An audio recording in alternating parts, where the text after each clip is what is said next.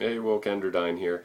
I hate to admit it, but this is actually a retake. I messed up the other video, so for those of you who pay close attention, you might notice that certain things are a little bit different, and that's because this is a retake. What I'm waving around here are my notes, so I apologize if I'm reading off the notes. I just want to make sure that this video appropriately bridges the gap between the other two videos. So I'm just going to talk you through the things that I covered in the other video that it was really a mess. So what we're going to be covering is the easy clean and use of that, and talk a little bit about the strainer bag and that type of thing. So if your kit is like mine and it comes with something like this, so it's just a strainer bag.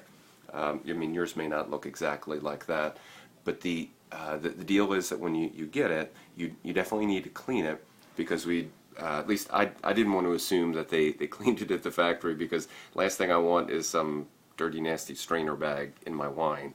So what I did was I used the Easy Clean. Once again, the product that I use is just LD Carlson Easy Clean, because there's no rinse required. The process is rinse it, let it drip dry.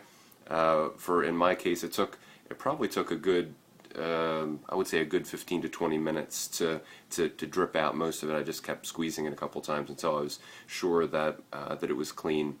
And let's see what else I want to cover. Okay, so the purpose of the strainer bag, for those of you who don't have kits that include it, the reason they include it is because there are sometimes things like grape skins and stems. So like in my kit, it was for Cabernet, and what it included was the grape skins as well as the stems, and they're actually oak chunks and oak shavings. So all that good stuff goes into the strainer bag, gets zip tied on either end, and then it just gets put into the primary fermenter. This is what I'm pointing at.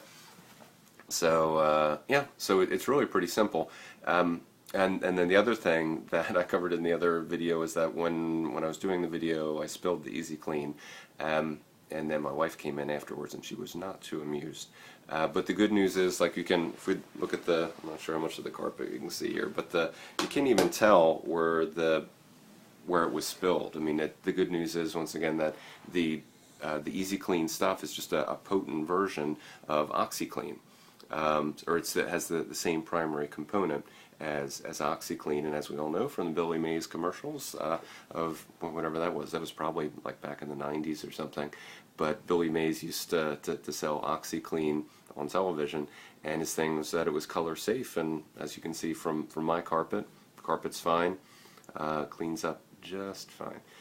So the next video that we'll have in this series will be about sanitizing. So essentially I've cleaned everything, and then the next step is sanitizing. After that, we actually get in and make the wine. So be looking forward to talking to you about that in the next video.